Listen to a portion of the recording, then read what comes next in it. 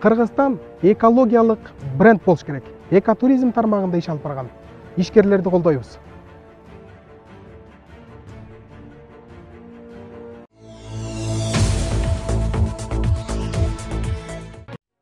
Бишкектин Каражыгач жаңы конушунда 9 жаштагы бала асынып алды. Бул тууралуу Октябрь райондук ички иштер бөлүмүнүн басма сөз кызматынан билдиришти.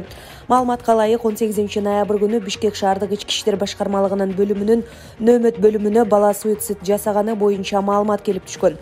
Жерине Октябрь райондук ички иштер бөлүмүнүн ыкчам тергөө тобу барып, жансыз денеге кароо жүргүзгөндө эч кандай күч колдонуу белгилери аныкталган эмес. Бул факты кылмыштардын жана жоруктардын бирдиктүү реестерине катталып, териштирүү иштери башталган.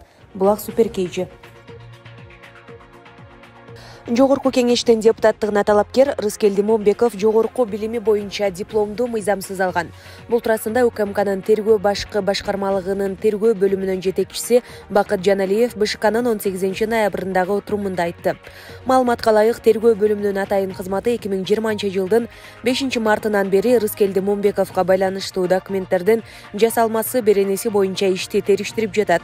Кыргыз улуттук университетинин 1997 жылы сырттан окуу бөлүмүнө студенттерди кабыл алуу жана 2003 жылы сырттан окуу бөлүмүн юриспруденция адистиги боюнча бүтүрүүчүлөрүнүн арасында Момбеков көрсөтүлгөн эмес. 2003 жылы бухгалтердик эсеп жана аудит адистиги боюнча Михаил Стародубовго берилген. Момбековго аталган окуу жайдын диплому берилген эмес. 2011 жылы Рыскелди Момбеков дипломатиялык академиянын эл аралык мамилелер факультетинин сырттан окуу бөлүмүнө тапшырып, 2 жылдан кийин экинчи жогорку билимди алган. Талапкердин биринчи жогорку билими жок болгондуктан экинчи жогорку билимди да ала алмак эмес деп билдирген бөлүм жетекчиси. Борбордук шайлоо комиссиясы УКМКнын маалыматынын негизинде Момбековдун талапкерлигин эртеңки отурумда карамай болду. Бул туурасында шайлоо комиссиясынын маалымат кызматынан билдиришти. Булак Суперкейжи. Ысык Көл облусунун Жети Өгүз районунда 50 жаштагы эркек киши өзүнө ок чыгарып каза тапты. Бул тууралуу Ысык Көл облустук ички иштер башкармалыгынын басма сөз кызматынан билдиришти.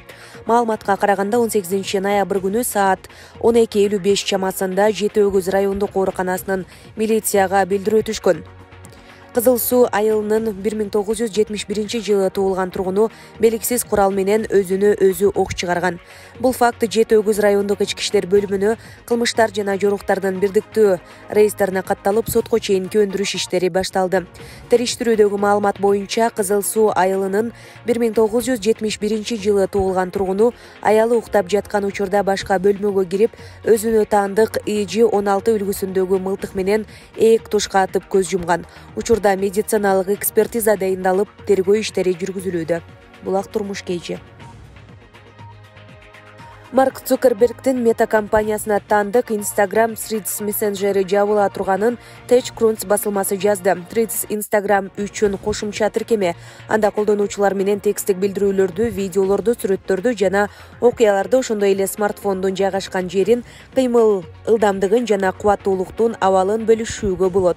Instagram 23 ноябрдан баштап Threads колдонуучулары кызматтын жакын арада токтолушу боюнча эскертмелерди алышарын жана жылдын аягына чейин аны толугу менен өчүрүлө турганын айтылат маалыматта. Булак Суперкейжи.